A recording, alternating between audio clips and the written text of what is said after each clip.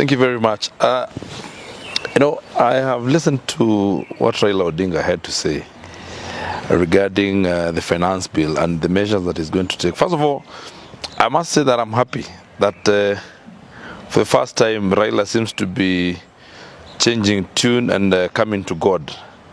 First of all, he started his speech by quoting the Bible. So he's learning very well from William Ruto. He should have learned this before. Maybe, but anyway, the best time was yesterday, the next best time is today. So I am happy that he's learning to come to God, and that, he now quotes the Bible, and he seems to be coming nearer to God. If you listen to his speech, it had a lot of godliness, which is what has been lacking in the side of the coalition. So the country might be going in the right direction after all.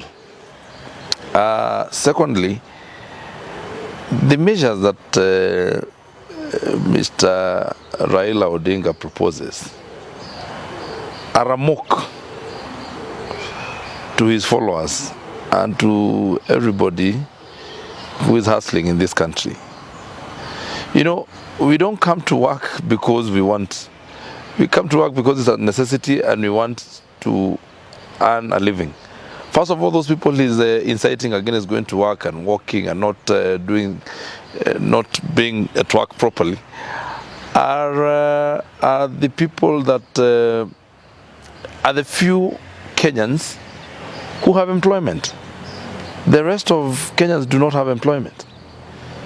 So first of all, he needs to understand that the percentage of people who are able to come to work, who are able to go to work at the smaller percentage. And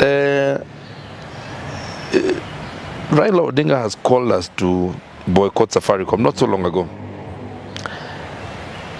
And telling us to boycott Safaricom is telling us to shoot ourselves in the foot, because we are on Safaricom because we need to communicate, and a lot of people communicate so that they can make ends meet and so that they can, facilitate their businesses. So I've listened to all those proposals. They're good. Asking people to carpool is a very noble thing. It's not just Kenya. That's what we would desire to do. Unfortunately, I just don't know how practical it is. But we listen to him. But what I have taken from that whole thing is that Raila is taking his people for a ride. He wants them to escort him to another handshake. Unfortunately, I don't think we have, we may have one side of the handshake. I don't think we have the other side. I don't think there is readiness from the government side to have any handshake with him. And he seems to be running out of options. If you realize, he did not call for Mandamano because he knows it's not going to work. He has, to the contrary, put the ball in the eyes of the hustlers who he's leading. And he tells them what to do as he continues to walk and walk away.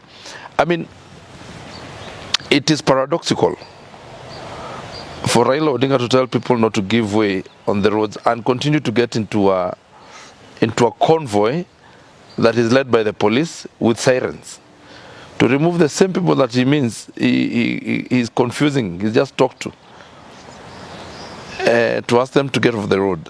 He asked other people to carpool.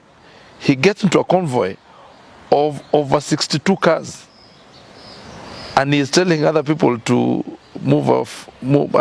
not to walk to work. Well, we understand he's old and may be unable to walk, but he should live by example and at least have some semblance of what is proposing. So I think Raila is just a joke, and we are going to be seeing his failure in those endeavors that he's trying in a very drastic manner very soon. And I also realize he's very emaciated. He has no energy. And I would ask those people who are close to him, please, just let Raila take a break. He needs a health break. Looks like he's completely sick. he needs to be given some time to go and recover and maybe be taken to hospital to have some checkups. At his age, it is expected that he could have such issues, and therefore we would just ask him to take a break and let the younger people do the work for him. Finally, on this issue of mahindi, we're just about to start harvesting, and he must realize, him and his brigade must realize that sisi sio punda ya mtu. You cannot be meeting at Kamukunji while other people are busy planting, and when the maize is ready, you want that maize at the price that you want. Our farmers have been working very hard, and they need to see benefits from reap benefits from their farms. And therefore, this calls for mahindi to be sold at through a price is not welcome from our people. Our people do not want to hear that. Our people want to sell a bag of maize at 5,000, 6,000 shillings. They also need money. They have children to take to school, and their only livelihood is going to those farms and farm. So please, wewe kama uliona mahindi ikipandwa na watu wengine, wewe ukaenda kupiga kengele na kuvaa kofia kwa kichwa, kuvaa sufuria kwa kichwa, ni shida yako. Sisi mahindi tumeweka na tunauza bei kali. Sasa nyinyi mjipange. Huko kwa na mbele. Sisi, we want, this country belongs to all of us. We are also suffering. The people who have put in painful work of tilling land, of planting, of making sure that these crops are well taken care of harvesting, and then you're telling us you want it for free. So we go farm and then we bring you maize for free. Haiwezekani. It is not possible. That's not going to happen. You will buy. Hiyo ndo mutafanya, mutanunua. Kwani mnafikiria sisi ni punda yenu? Sisi punda yenu, wachaneni na sisi. Hiyo maneno haiwezekani. Asante sana.